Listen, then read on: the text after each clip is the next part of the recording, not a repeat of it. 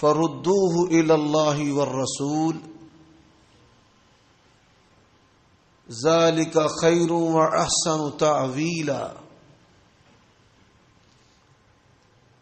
عیوب اور نقائص سے منزہ اور پاکیزہ تمام قسم کی حمد و ثنا اللہ وحدہ لا شریک لہ کے لیے، اور درود و سلام شفیع للمذنبین خاتم النبیین رسول کریم رؤوف الرحیم صلی اللہ علیہ وآلہ وسلم کی ذات اقدس پر۔ قرآن مجید کی جو آیت کریمہ میں نے ابھی آپ کے سامنے تلاوت کی ہے، یہ سورۃ النساء کی 59 نمبر آیت کریمہ ہے۔ اللہ تبارک و تعالی نے اپنے اور اپنے پیارے رسول صلی اللہ علیہ وآلہ وسلم کی اطاعت کا حکم دیا ہے،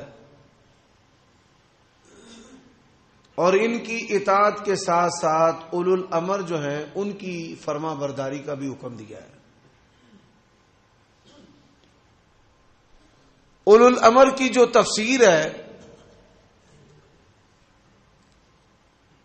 متقدمین اور متاخرین مفسرین کرام نے اس سے مراد حاکم وقت اور علماء کرام کو قرار دیا ہے۔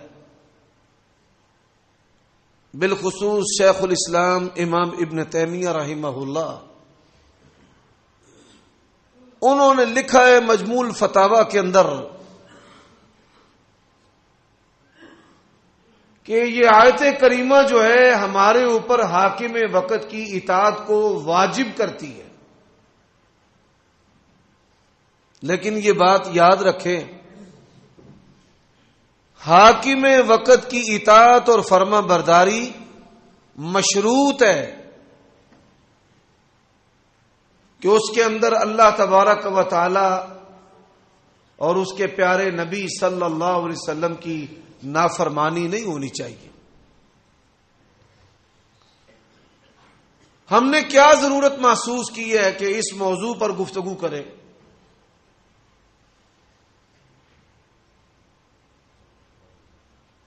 دنیا کے اندر جو مسلمانوں کی آبادیاں ہیں وہ 4 قسم پر ہیں۔ وہ مسلمان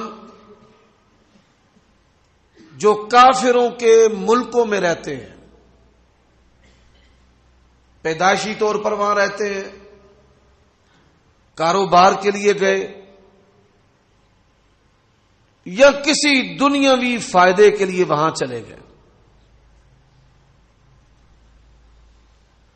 مسلمانوں کی دوسری آبادی ہے جو بادشاہوں کے زیر اثر رہتی ہے، جیسے مملکت سعودیہ کے اندر، امارات کے اندر، عمان کے اندر۔ مسلمانوں کی جو تیسری آبادی ہے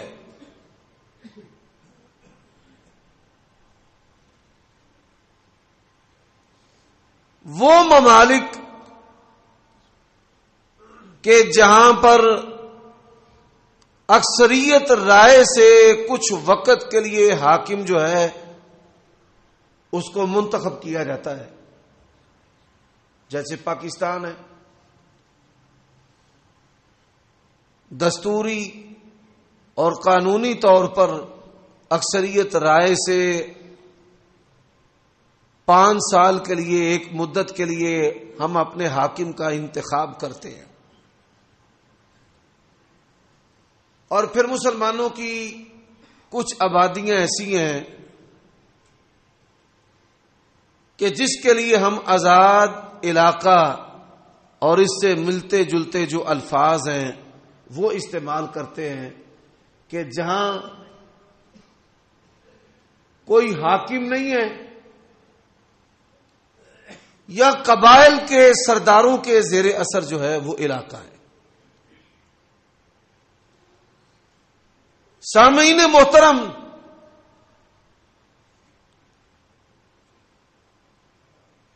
اب ہماری جو اکثریت ہے وہ حاکم وقت کے حقوق سے بالکل ناواقف ہے، اور ناواقف ہونے کی صورت میں اپنے حکمرانوں کے خلاف ہم خروج کرتے ہیں۔ خروج کیا ہے؟ کہ ان کے خلاف ہم ممبروں پر تقریریں کرتے ہیں، لوگوں کو ابھارتے ہیں،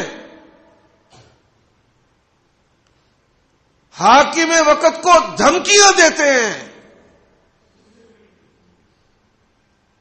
ان کو کمزور کرنے کے لیے سڑکوں پر آتے ہیں، ملک کو بند کر دیتے ہیں، معیشت کو معطل کر دیتے ہیں، شٹر ڈاؤن کرتے ہیں، اور بعض اس سے بھی بڑھ کر جو خارجیوں کی سوچ اور فکر ہے کہ وہ ان کے قتل کے درپے ہیں، کہ ان کی زندگی کی ایک خواہش ہے کہ مجھے موقع ملے اور میں حاکم وقت کی گردن اڑا دوں۔ وہ طاغوت سمجھتے ہیں حاکم وقت کو، اور اس کے زیر اثر جو عدالتیں، ان کے ججز ہیں،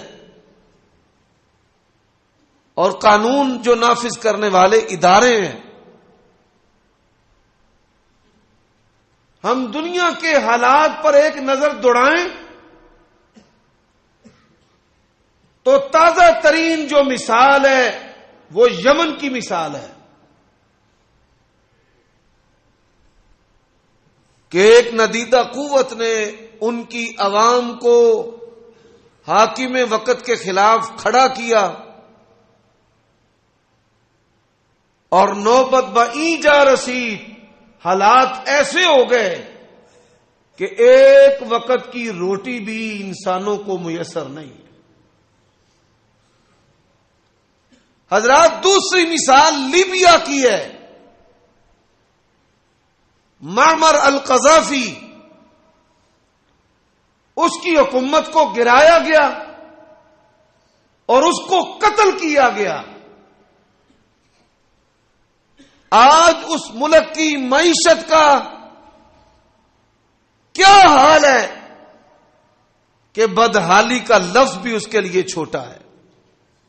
حالانکہ لیبیا اس کا سکہ دنیا کا مضبوط ترین سکہ تھا، اور اس کے جو منصوبے ہیں دنیا کے عجوبوں میں سے عجوبے۔ حضرات، اسی طرح پاکستان جو ہے 70 سال ہو گئے اس کو معرض وجود میں آئے۔ 4 ماشاء اللہ اس ملک میں لگائے گئے۔ لیاقت علی رحمہ اللہ جو پاکستان کے پہلے وزیر اعظم تھے، ان کے قتل سے لے کر نواز شریف کو نکالنے تک اور عمران خان کے خلاف عدم اعتماد کی تحریک لانے تک ہمارے ملک کے جو حالات ہو چکے ہیں، ان میں جو بنیادی کردار ہے وہ عوام کی جہالت کا ہے کہ ہمیں پتہ نہیں کہ حاکم وقت کے کیا حقوق و فرائض ہیں۔ حکومتوں کو گرایا جاتا ہے، حکمرانوں کو نکالا جاتا ہے،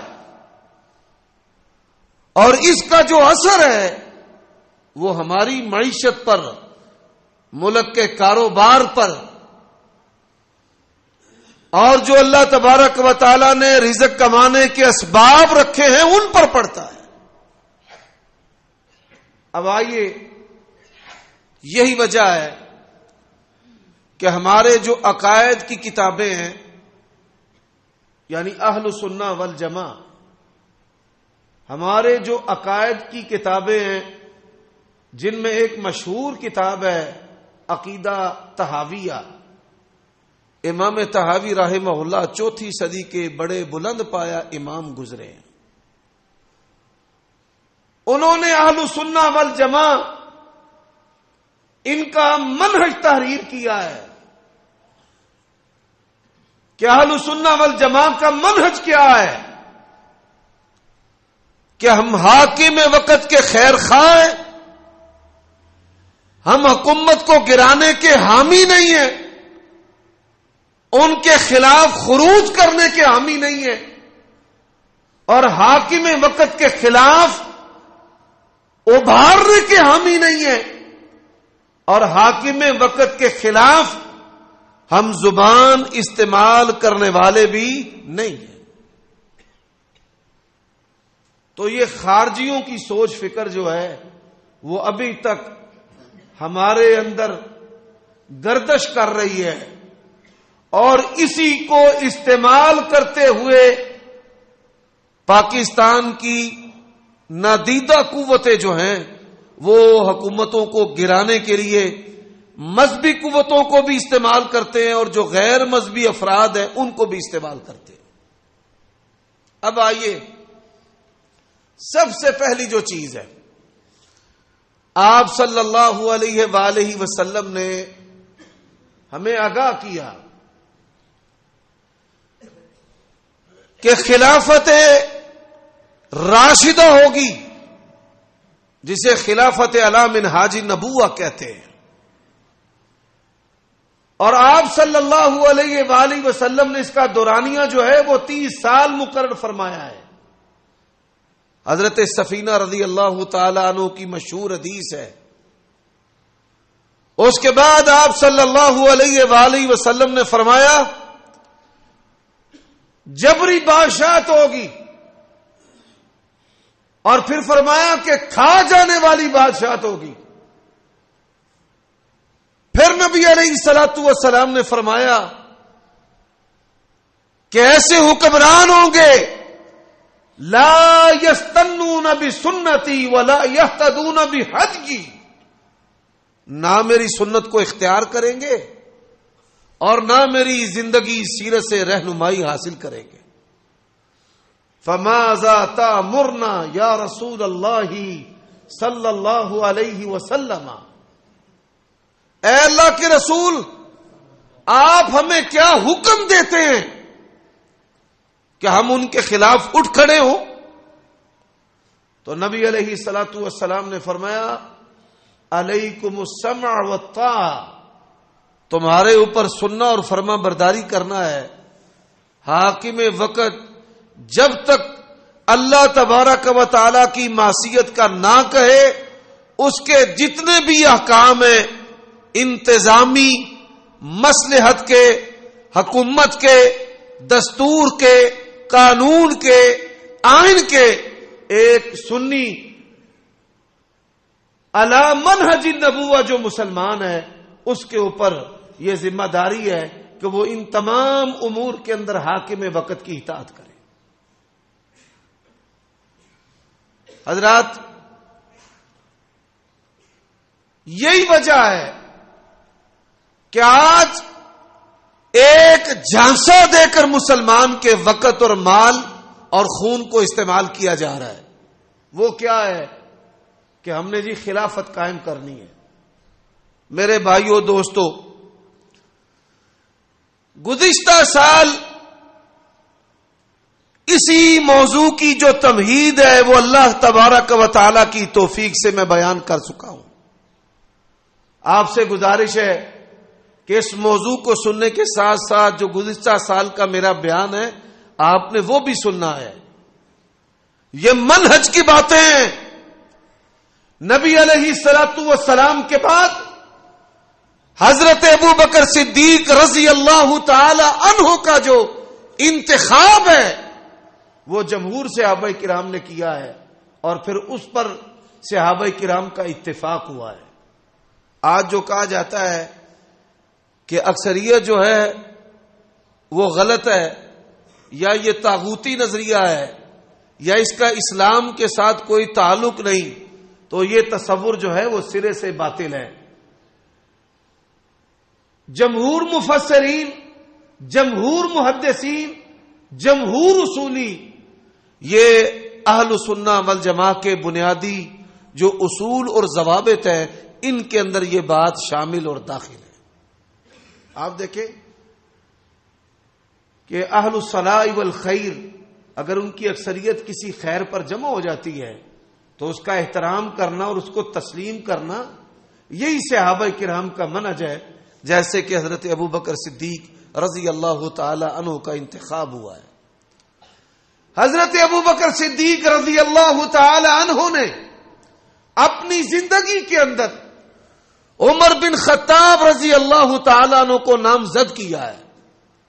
اب پہلا طریقہ مختلف ہے، یہ دوسرا اس سے مختلف ہے، اور پھر عمر بن خطاب رضی اللہ تعالی عنہ نے 6 افراد کو مقرر کیا کہ ان میں سے کسی ایک کا بطور خلیفہ کے انتخاب کر لو۔ ان 6 شخصیات کے نام سیدنا عثمان، سیدنا علی، سیدنا طلحہ، سیدنا زبیر، اور اسی طرح حضرت عبد الرحمن بن عوف رضی اللہ عنہم جیسے اجلا اور بڑے عظیم انسان جو ہیں وہ شامل ہیں۔ حضرت سعد رضی اللہ تعالیٰ عنہ بھی۔ اب 3 صحابہ کرام جو ہیں انہوں نے کہا کہ ہم تو حکومت کرنا ہی نہیں چاہتے۔ حضرت سعد، طلحہ اور زبیر اور عبد الرحمن بن عوف رضی اللہ تعالیٰ عنہ حکم اور ثالث بنے کہ حضرت عثمان اور علی میں سے میں جس کو مقرر کروں، کیا ہر دونوں میں سے ایک دوسرے کی بیعت کرے گا؟ حضرت علی سے بھی پوچھا، انہوں نے کہا جی کروں گا۔ حضرت عثمان سے پوچھا، انہوں نے بھی کہا جی کروں گا۔ حضرت عبد الرحمن بن عوف کہتے ہیں کہ میں نے لوگوں سے مشورہ کیا، بوڑھوں سے، جوانوں سے، بچوں سے، اپنوں سے، بیگانوں سے، تو میں نے دیکھا کہ لوگوں کے دلوں کے اندر حضرت عثمان کی محبت بنسبت حضرت علی کے زیادہ ہے، تو انہوں نے حضرت عثمان کو خلیفہ وقت مقرر کیا، اور ان کے ہاتھ پر سب سے پہلے جس شخصیت نے بیعت کی ان کا نام علی بن ابی طالب رضی اللہ تعالی عنہ۔ حضرت عثمان کی شہادت کے بعد حضرت علی خلیفہ بنے۔ کچھ شرارتی لوگوں نے یہ مشہور کر رکھا ہے کہ حضرت عثمان کے قاتلوں نے حضرت علی کی بیعت کی ہے۔ اللہ کی قسم ہے، جھوٹ کے سوا کچھ بھی نہیں۔ مہاجرین اور انصار نے، جن ہستیوں نے حضرت ابو بکر، عمر، عثمان رضی اللہ عنہم کی بیعت کی ہے، انہی ہستیوں نے حضرت علی رضی اللہ تعالی عنہ کی بیعت کی ہے، اور اسی کو نبی علیہ السلام نے خلافت علی منہاج نبوہ قرار دیا ہے، اور اسی کو نبی علیہ الصلوۃ والسلام نے کہا علیکم بسنتی وسنت الخلفاء الراشدین المہدیین۔ یہ خلفاء راشدین ہیں اور یہ ہدایت یافتہ ہیں اور ہدایت کا ماخذ بھی ہیں۔ تو اسلام نے خلیفہ وقت، حاکم وقت کے انتخاب کا کوئی ایک خاص طریقہ مقرر نہیں کیا۔ اکثریت کے ساتھ بھی حاکم وقت کو منتخب کیا جا سکتا ہے، نامزد بھی کیا جا سکتا ہے، اور اسی طرح کمیٹی بھی بنائی جا سکتی ہے، اور اسی طرح ریاست کے معززین جو ہیں وہ کسی کو حاکم اور خلیفہ بھی منتخب کر سکتے ہیں۔ حضرات، اب آپ صلی اللہ علیہ وآلہ وسلم نے آنے والے زمانوں میں امت کو آگاہ کیا کہ ایسے حکمران ہوں گے کہ جو میری سیرت کے مطابق زندگی بسر نہیں کریں گے، نہ میرے طریقوں کو اختیار کریں گے۔ تو صحابہ کرام رضوان اللہ علیہ مجمعین نے پوچھا، تو نبی علیہ الصلوۃ والسلام نے خروج کرنے کی بجائے ان کو سماع اطاعت، فرما برداری جو ہے وہ کرنے کا حکم دیا ہے۔ اگر خلافت قائم کرنے کا حکم شرعی حکم ہوتا تو صحابہ کرام کبھی بھی ظالم بادشاہوں کے ہاتھوں پر بیعت نہ کرتے، کبھی عبد المالک بن مروان وقت کے بادشاہ نہ ہوتے، اور نہ کبھی حجاج بن یوسف جو ہیں وہ عامل اور گورنر ہوتے، اور نہ کبھی ان کے ہاتھوں پر صحابہ کرام عبداللہ بن عمر جیسے جلیل القدر اشخاص اور افراد جو ہیں وہ بیعت کرتے۔ وہ اپنے ہاتھ کو پیچھے ہٹا لیتے اور وہ کہتے کہ ہم نے خلافت قائم کرنی ہے، خلیفہ قائم کرنے کے بعد ہم اس کی سماع اور طاعت کریں گے، فرما برداری کریں گے۔ حضرات، میں سلف صالحین کے فہم سے جو سمجھا ہوں کہ اللہ تبارک و تعالی اور اس کے رسول کیا چاہتے ہیں کہ اللہ تبارک و تعالی کی زمین پر اللہ کا نظام قائم ہو، حدود کا نفاذ ہو، اقامت صلاح اس کا نفاذ ہو، بیت المال کا قیام ہو، اور اللہ تبارک و تعالی کی شریعت کو بطور ریاستی قانون کے انسانوں پر جو ہے وہ نافذ کیا جائے۔ حضرات، سماعت کے بعد حاکم وقت کا جو دوسرا حق ہے، سنن ابی داؤد کے اندر حدیث ہے، نبی علیہ الصلوۃ والسلام کا فرمان ہے، اللہ تبارک و تعالی کی عزت کرنے میں سے، یعنی اللہ تعالی کی عزت کرنا، اللہ کی عزت کرنے میں سے، جس طرح اللہ تبارک و تعالی نے قرآن مجید میں کہا ہے، قل ان کنتم تحبون اللہ فاتبعونی یحببکم اللہ۔ اللہ تبارک و تعالی سے اگر محبت ہے تو نبی علیہ الصلوۃ والسلام کی اتباع اور اطاعت فرما برداری کرے۔ اسی طرح اگر اللہ تبارک و تعالی کی عزت ہے تو اللہ تبارک و تعالی کی عزت کرنے والے کے لیے ضروری ہے کہ وہ حامل قرآن، جو قرآن کا حافظ ہے، استاد ہے، قاری ہے، اس کی عزت کرے۔ اور اللہ تبارک و تعالی کی عزت میں سے یہ چیز بھی ہے کہ انسان اپنے حاکم کی عزت کرے۔ کس کی عزت کرے؟ اپنے حاکم کی عزت کرے۔ میرے بھائیوں، دوستوں، حاکم وقت جو ہے اگر وہ ظلم و ستم کرتا ہے، صحابہ کرام نے نبی علیہ الصلوۃ والسلام سے پوچھا تھا، یہ حاکم کا تیسرا حق ہے، اگر حاکم وقت جور ظلم کرتا ہے تو نبی علیہ الصلوۃ والسلام، آپ اللہ تبارک و تعالیٰ کے نبی و رسول ہیں، اور اللہ تبارک و تعالیٰ نے بذریعہ وحی آپ کو غیوب عطا فرمائے ہیں۔ آپ صلی اللہ علیہ وآلہ وسلم نے فرمایا، ان ضرب ظہرک واخذ مالک، مار کر بھی ظلم کرے، تیری کمر پر کوڑے مارے، اور پھر تیرا مال زبردستی چھین بھی لے، تو فرمایا پھر بھی تمہارے اوپر ان کی اطاعت اور ان کی فرما برداری کرنا ہے۔ یعنی یہ حاکم وقت جو ہے وہ ٹیکسز لگا دیتا ہے ہمارے اوپر جبری، تو خروج کرنے کی بجائے نبی علیہ الصلوۃ والسلام نے فرمایا کہ ان کی سمع اور طاعت کرنی ہے، ان کی فرما برداری کرنی ہے۔ اب ایسا حاکم آ جاتا ہے جو ہمیں پسند ہی نہیں ہے۔ میرے بھائیوں، دوستو، آج امت مسلمہ جو ہے وہ تقسیم ہو چکی ہے قومیت کی بنیاد پر، لسانیت کی بنیاد پر، مذہب کی بنیاد پر۔ آج سنی حاکم کے خلاف شیعہ کو کھڑا کیا جاتا ہے، ان کے خلاف سنیوں کو کھڑا کیا جاتا ہے، پنجابیوں کے خلاف سندھیوں کو کھڑا کیا جاتا ہے، اور پاکستانیوں کے خلاف افغانیوں کو کھڑا کیا جاتا ہے، اور نقصان جو ہے وہ امت کا ہو رہا ہے، مسلمان کے خون کا ہو رہا ہے۔ یہ پچھلے جو 30 سال ہے، میں 50 سالوں کی بات نہیں کرتا، جو پچھلے 30 سال ہیں، حاکم اور رعیہ کے حقوق و فرائض سے ناواقف ہونے کی وجہ سے دنیا کے اندر تقریباً 50 لاکھ کے قریب مسلمانوں کا قتل ہوا ہے۔ انڈیا کے اندر، کشمیر کے اندر، افغانستان کی دوہری جنگ کے اندر، ایران کے اندر، سنکیانگ چائنا کے صوبے کے اندر مسلمانوں پر ظلم و ستم کیا گیا، قتل و غارت کی گئی۔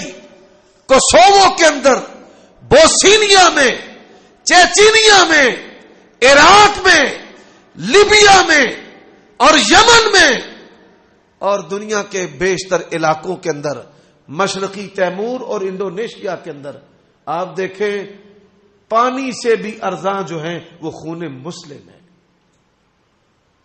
ان کو ابھارا جاتا ہے، وہ حکومتوں سے ٹکر لیتے ہیں اور حاکم وقت جو ہے وہ ان کو قتل کرتا ہے۔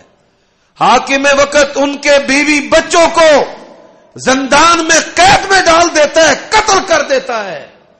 نہ مال رہتا ہے، نہ زندگی رہتی ہے، نہ عزت رہتی ہے۔ اور اسی کوتاہی کی وجہ سے کہ ہم حاکم کے حقوق سے ناواقف ہیں، اسی کوتاہی کی وجہ سے مرتے بھی ہم ہیں اور دنیا کے اندر دہشت گرد بھی ہم مشہور ہیں۔ اب آپ دیکھیے، میں مثال دیتا ہوں۔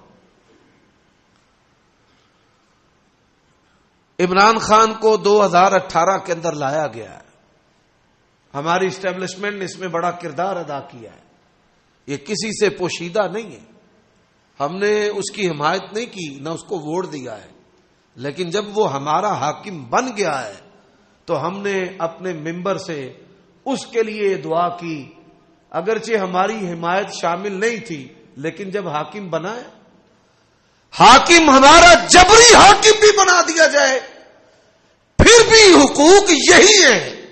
ایک حاکم وہ ہوتا ہے جو انسان کے انتخاب سے یا لوگوں کی محبت سے آتا ہے، اور ایک حاکم وہ ہوتا ہے کہ جو جبری طور پر ہمارے اوپر مسلط کر دیا جاتا ہے۔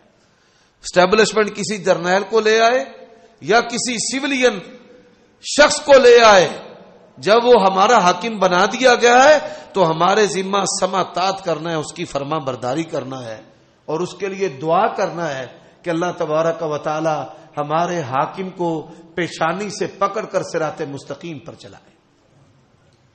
اب موجودہ جو حاکم ہے، اس حاکم کی سماعت جو ہے، حالات کیسے بھی ہوں، یہ بات یاد رکھے، قل اللہم مالک الملک تؤتی الملک من تشاء وتنزع الملک ممن تشاء وتعز من تشاء وتذل من تشاء بیدک الخیر انک علی کل شیء قدیر۔ حضرات، نبی کا نام یوسف ہے علیہ الصلوۃ والسلام، ان کو باپ کی گودی سے تخت سے اتار کر کنویں کی پستی اور تاریکی میں ڈال کر وہاں سے مصر کے قید خانوں میں رکھ کر مصر کے تخت پر بٹھانے والا کون ہے؟ رب قد آتیتنی من الملک وعلمتنی من تاویل الاحادیث۔ اور یہ بات یاد رکھے، نبی علیہ الصلوۃ والسلام حاکم ہیں، آپ صلی اللہ علیہ وآلہ وسلم حاکم ہیں مدینہ کی ریاست کے، عرب کی ریاست کے، اور آپ یہ سمجھیں کہ حاکم سے تمام لوگ خوش ہو جائیں، ایسا ممکن نہیں ہے۔ رسول اللہ صلی اللہ علیہ وسلم کے پاس ایک شخص آیا، اس نے کہا اے دل یا محمد، اے محمد صلی اللہ علیہ وسلم عدل کریں، نعوذ باللہ من ذالک۔ فرمایا من یعدل لم عادل، اگر میں عدل کرنے والا نہیں تو پھر بتائیں روئے زمین پر کون عدل کرنے والا ہے؟ نبی علیہ الصلوۃ والسلام پر لوگوں نے اعتراضات کیے، آپ صلی اللہ علیہ وآلہ وسلم کو پسے پشت کرنے کے لیے آپ کی پیاری بیویوں پر تہمتیں لگائی گئی، خاندان پر حرف گیری کی گئی، آپ کے محبوب افراد کو نشانہ بنایا گیا۔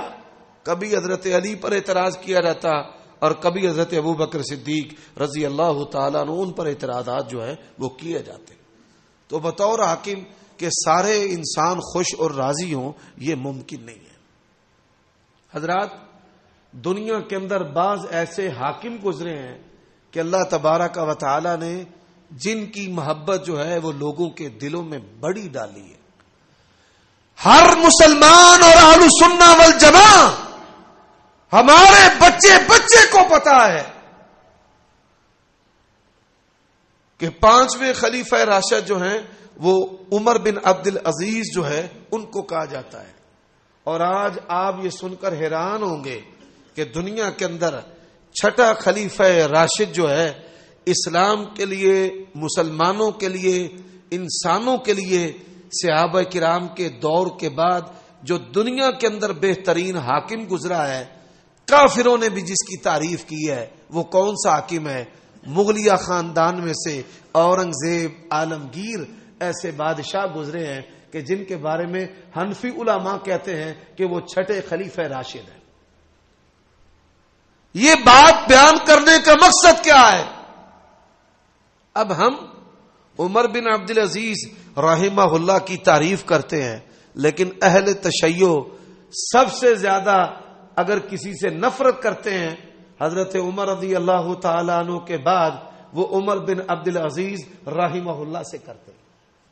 یہی وجہ ہے کہ نبی علیہ الصلوۃ والسلام کا فرمان ہے ان امر علیکم عبد حبشی، اگر تمہارے اوپر کوئی حبشی امیر بنا دیا جائے کہ جس کا سر منقے کے برابر ہو، بد صورت ہو، بد شکل ہو، فرمایا پھر بھی تمہارے اوپر سماطات ہے. یہ قومیت اور لسانیت اور وطنیت کا بت جو ہے یہ پوج کر حاکم وقت کے خلاف خروج کرنے کی اجازت نہیں ہے. حضرات، میری اپنے اخوان کو یہ نصیحت ہے، سنی حاکم کیسا بھی ہو، فاسق و فاجر ہو، یہ نبی علیہ الصلوۃ والسلام کا فرمان ہے کہ کفر بوا یعنی کھلم کھلا جو کفر ہے، جو دار اسلام سے خارج کر دینے والا ہے، جب تک کھلم کھلا کفر اس کے اندر نہ ہو، نبی علیہ الصلوۃ والسلام نے فرمایا کہ آپ اس کے خلاف خروج نہیں کر سکتے. حاکم وقت وہ شرابی ہے، زانی ہے، کبیرہ گناہوں کا مرتکب ہے، تو آپ اس کے خلاف خروج نہیں کر سکتے جب تک جو ہے اس کے اندر کفر بوا نہیں ہے. اور ایسے مسلمان میرے بھائی اخوان جو انڈیا میں رہتے ہیں، سری لنکا میں رہتے ہیں، یورپ میں رہتے ہیں، کافروں کے ملکوں میں رہتے ہیں، میں آج کی اس مجلس کے ذریعہ اور بیان کے ذریعہ ان کو نصیحت کرتا ہوں کہ حاکم وقت کافر بھی ہو، کفار کے ممالک کے اندر آپ رہتے ہیں، تو آپ کے لیے اسلام کے اندر یہ جائز نہیں ہے کہ آپ ان کے خلاف جا کر کے خروج کریں. نبی علیہ الصلوۃ والسلام کا اسوہ جو ہے آپ کو اس بات کی اجازت نہیں دیتا کہ آپ بیرونی طاقتوں کے اکسانے پر ان کے خلاف اٹھ کھڑے ہوں، اور نتیجہ کیا ہوتا ہے؟ قتل و غارت.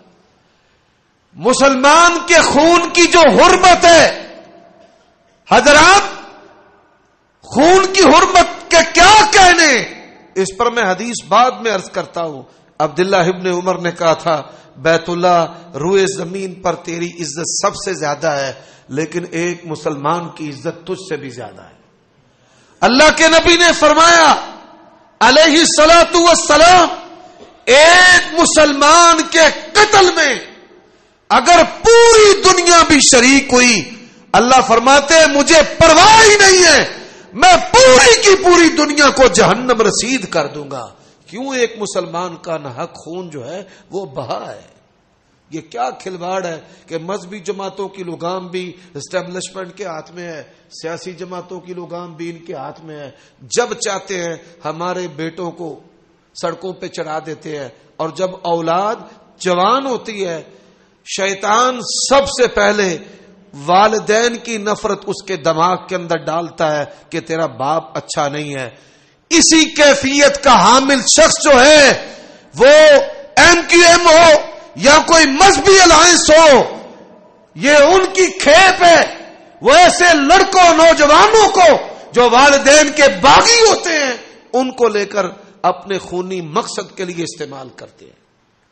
اس لیے ہم نے یہ ضروری سمجھا ہے کہ آپ کو بتایا جائے اور یہ نصیحت کی جائے کہ آپ کا حاکم اگر سنی ہے تو خوش نصیب ہے، کبھی بھی سنی حاکم کو گرانے کی جسارت اور کوشش نہ کرے.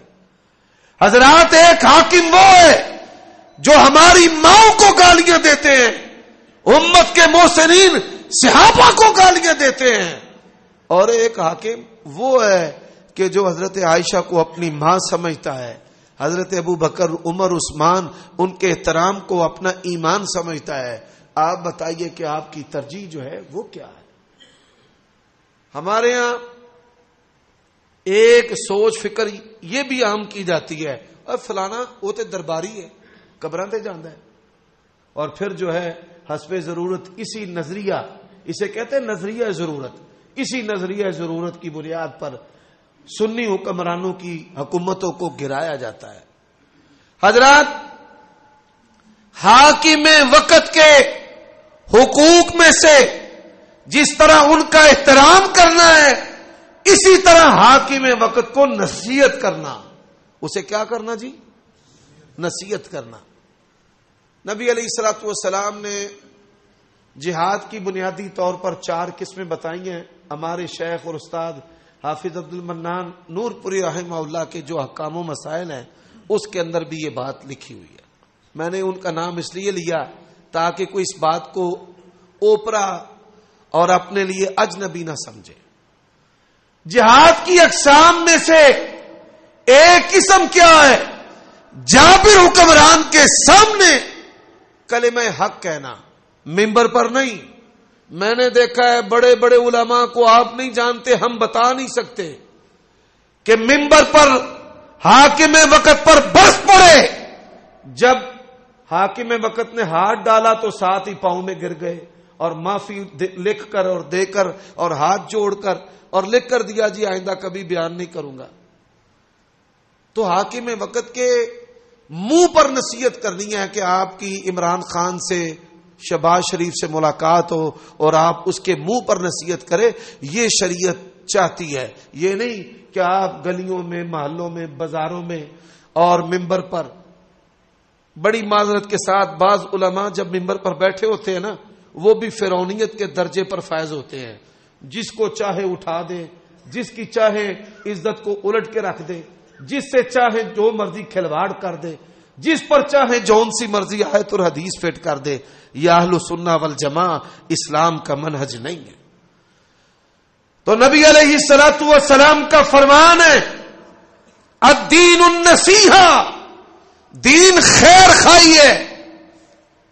کس کی خیر خائی؟ فرمایا للہ، اللہ کی خیر خائی، ولی رسول ہی، اللہ کے پیارے رسول صلی اللہ علیہ وسلم کی خیر خائی، ولی عامت المسلمین، عام مسلمانوں کی خیر خائی، اور مسلمان حکمرانوں کی خیر خائی. تو مسلمان حاکم وہ ظالم بھی ہو، فاسق بھی ہو، فاجر بھی ہو، اس کی حکومت کو گرانے کا ہم نے حصہ نہیں بننا. اس کے خلاف ہم نے ممبروں پر تقریریں نہیں کرنی، اس کے خلاف ہم نے خروج کا حصہ نہیں بننا، نہ اسلحے کے ساتھ، نہ اس نوک کے ساتھ کہ جس نوک کی حرکت بندوق کی حرکت سے بھی زیادہ خطرناک ہے. وہ زبان ہے، زبان. یہ زبان کی حرکت جو ہے بندوق کی حرکت سے بھی زیادہ خطرناک ہے. تو حاکم وقت جو ہے ہم نے اس کو نصیحت کرنی ہے، اس کے منہ پر کرنی ہے. آپ خط لکھیں. آج تک مجھے بتائیں کہ جو لوگ حکمرانوں کے خلاف برستے ہیں، کبھی انہوں نے پرائم منسٹر ہاؤس اس پتے پر خط لکھا ہو کہ آپ کے اندر یہ کوتاہی ہے، آپ اس کوتاہی کی اصلاح فرمائیں، درستگی کریں. تو سنت پر ہم عمل نہیں کرتے، اور امت کے ہمدرد اور ٹھیکیدار ایسے بنے ہوئے ہیں، اور ہماری کوتاہیوں کے نتیجے میں نوجوان جو ہیں وہ غلط جتھوں کے حصے بن کر خون ریزی اور خروج اور تکفیر اور یہ طاغوت کی جو گردانے پڑنے والے ہیں ان کا حصہ بن جاتے ہیں. اب آئیے، اب میں ایسی حدیث آپ کے سامنے رکھنا چاہتا ہوں کہ رعایا کے جو حقوق ہیں وہ کیا ہے. فرمایا خیار ائمتکم الذین تدعون لهم وهم يدعون لكم، بہترین حاکم وہ ہیں کہ تم ان کے لیے دعائیں کرتے ہو اور وہ تمہارے لیے دعائیں کرتے ہیں. تو بہترین حاکم جو ہے وہ اپنی رعیہ کے لیے باپ کی مانند ہوتا ہے. کہ خود بھوکا رہے اور ان کی ضروریات کو پورا کرے. یہ بات یاد رکھیں، عوام کے حقوق میں سے ہمارے حاکم کے ذمہ سب سے پہلی چیز ہے ان کے ایمان کا خیال رکھنا، کہ مؤثر قانون سازی کی جائے جس سے مسلمانوں کا جو ایمان ہے، ان کا دین ہے، وہ شرک سے، کفر سے اور فتنوں سے بچ سکے. بہترین حاکم وہ ہے جو عوام کے جان و مال کا تحفظ کرتے ہیں کہ میری ریاست کے اندر لا اینڈ آرڈر جو ہے اس کی رٹ قائم ہو، کسی کا قتل نہ ہو سکے، کسی کا مال نہ لوٹا جائے. لیکن افسوس اور بدقسمتی سے ہمارے ملک کے اندر کسی کا مال اور کسی کی جان جو ہے وہ محفوظ نہیں ہے، بلکہ جو بڑے بڑے تگڑے افراد قتل کیے گئے ہیں آج تک ان کے قاتل جو ہے وہ نہیں پکڑے جا سکے. بہترین حاکم وہ ہے جو عوام کے کھانے کی ضروریات کا خیال رکھتا ہے. میرا وقت جو ہے آج کے بیان کے لیے پورا ہونے کو جا رہا ہے، تو میں یہاں پر بتانا چاہتا ہوں کہ بہترین حاکم کون ہے. یہ حدیث جو میں آپ کو سنا رہا ہوں 24 کیرٹ کے سونے کی طرح کھری اور صحیح ہے. حضرت عمر رضی اللہ تعالی عنہ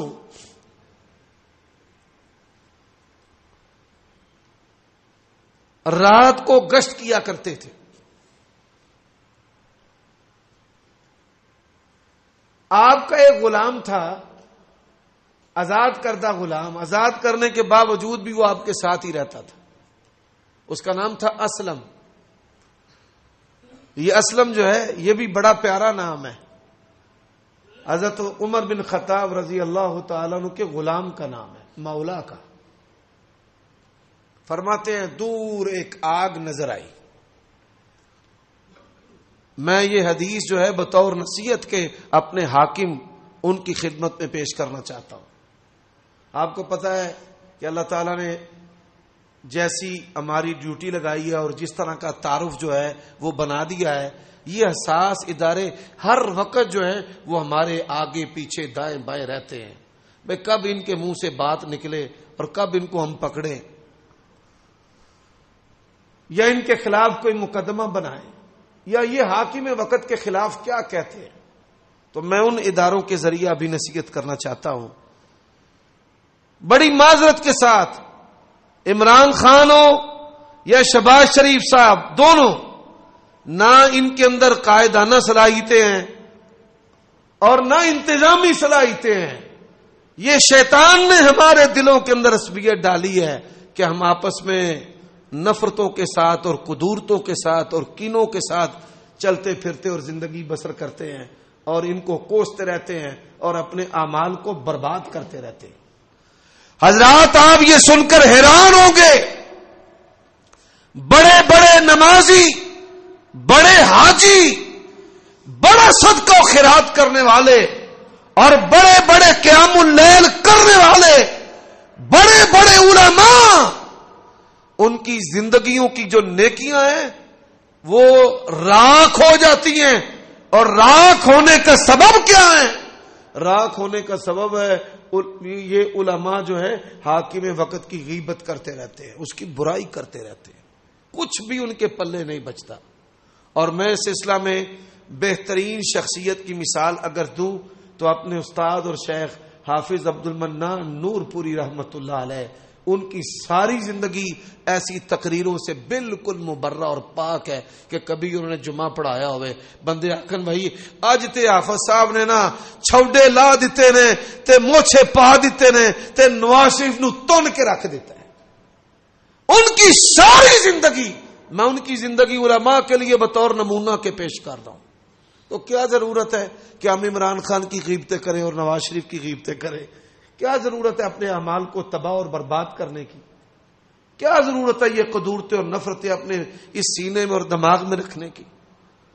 میرے بھائیوں دوستو، اسلم کہتا ہے عمر بن خطاب رضی اللہ تعالی عنہ نے آگ دیکھی، فوراً گئے. کیا دیکھا؟ ایک عورت ہے، اس کے بچے جو ہیں بلک رہے ہیں، کھانا مانگ رہے ہیں اور وہ آگ جلا کر اوپر دیچکی رکھ کر چمچ اس کے اندر ہلا رہی ہے. عمر بن خطاب رضی اللہ تعالی نے آواز دی تو اس نے کہا کہ خیر کے ساتھ آنے والا ہے تو پھر آنا. میں نے ایویں عام کو بی بی نہ سمجھی جیسے ہمارے ہاں جاٹا عورتیں بڑی ترناٹ ہوتی ہیں. تو اس نے ایسے ہی کہا جے تے خیر آنا تے پھر آئی. عمر بن خطاب رضی اللہ تعالی نے کہا خیر ہے. ہاں کون ہو, کہاں سے آئی ہو, یہاں ٹھہرنے کا مقصد کیا ہے؟ وہ بہادر عورت تھی نا, تبھی اس نے اندھیرے میں ڈیرا لگا لیا, بندہ بھی ساتھ کوئی نہیں بچے ہیں. اس نے کہا میں نے سنا ہے مدینے کا حاکم بڑا اچھا ہے, غریب لوگوں کا خیال بڑا کرتا ہے, تو میرے گھر میں تو فاقے ہیں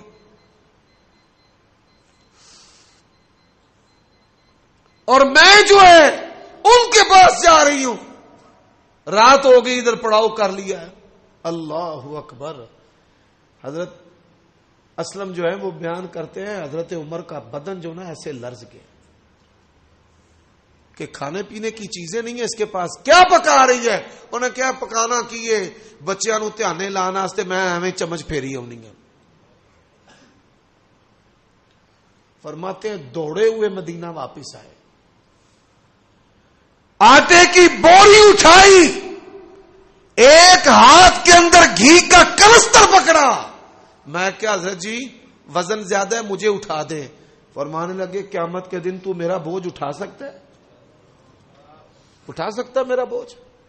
یہ رعیہ کا حق ہے حاکم وقت کے ذمہ کہ ان کی خوراک کا خیال رکھنا. حضرات گئے, کھانا دیا. او بی بی کہنے لگی اچھا اپنا نام پتا تو بتا دے, میں خلیفہ کے سامنے صبح تیری تعریف کروں گی. دوسرا واقعہ اشارتاً بیان کرنا چاہتا ہوں. عمر بن عبد العزیز دربار میں ہے تو ایک عورت آئی, اس نے کہا امیر المومنین میرے گھر میں نا چوہا نہیں ہے, چوہے میرے گھر میں نہیں. فرماتے ہیں چہرے کا رنگ متغیر ہو گیا, اٹھ کر چلے گئے. کچھ دیر کے بعد آئے, امیر المومنین کیا ہوا ہے؟ فرمانے لگے اس عورت نے نا میرے ساتھ شکوہ کیا ہے کہ میرے گھر میں بھوک ہے, کھانے پینے کو کچھ نہیں ہے. اس کو کہتے ہیں حاکم وقت کو جو اتنا حساس ہو اپنی عوام کے بارے میں, اتنا حساس کہ ان کے جملوں کو ان کی کیفیات کو سمجھے. یہ عوام کا حق ہے. فرمایا وہ شکوہ کر رہی تھی کہ گھر میں کھانے پینے کی چیزیں نہیں ہیں. وہ کھانے پینے کی چیزیں ہوتی تو چوہا آتا, گھر میں فاقے ہیں کہ چوہا بھی نہیں آ رہا. تو اغیار نے عوام کو حکمرانوں کے خلاف کر دیا ہے اور حکمران مسلمان عوام کے خلاف ہو گئے اور حالات ایسے بن چکے ہیں کہ قتل ہو جائے تو سڑک بند, آٹا نہ ملے تو سڑک بند, چور ڈکیت پڑ جائیں تو سڑک بند. یعنی ملک کو معطل کر کے حاکم کی توجہ جو ہے وہ کروانا پڑتی ہے. یہ حکومتی جو مشینری ہے, یہ جو حساس ادارے ہیں, یہ جو پراسیکیوشن سسٹم ہے, اس کی وجہ سے مزید جرائم ہو رہے ہیں. ایک قتل ہوتا ہے, قاتل کو سزا نہیں ملتی, مقدمات سے جان چھڑوانے کے لیے وہ ورثاء کو بھی قتل کر دیتے, نہ کوئی پیروی کرے اور نہ ہمیں سزا ملے. یہ ملک کا قانون ہے اور یہ ملک کے حالات ہیں. تو ہم دعا کرتے ہیں اللہ تعالی ہمارے حاکم کو پیشانی سے پکڑ کر صراط مستقیم پر چلائے, اور اللہ تعالی ہمیں بھی شریعت کے اصولوں میں حاکم کی خیر خواہی کی توفیق عطا فرمائے, اور حاکم کو بھی اپنی اولاد کی طرح ہمارے ساتھ حسن سلوک کرنے کی توفیق عطا فرمائے. اقول قولی ھذا واستغفر اللہ لی ولکم ولسائر المؤمنین والمؤمنات فاستغفروہ انہ ھو الغفور الرحیم.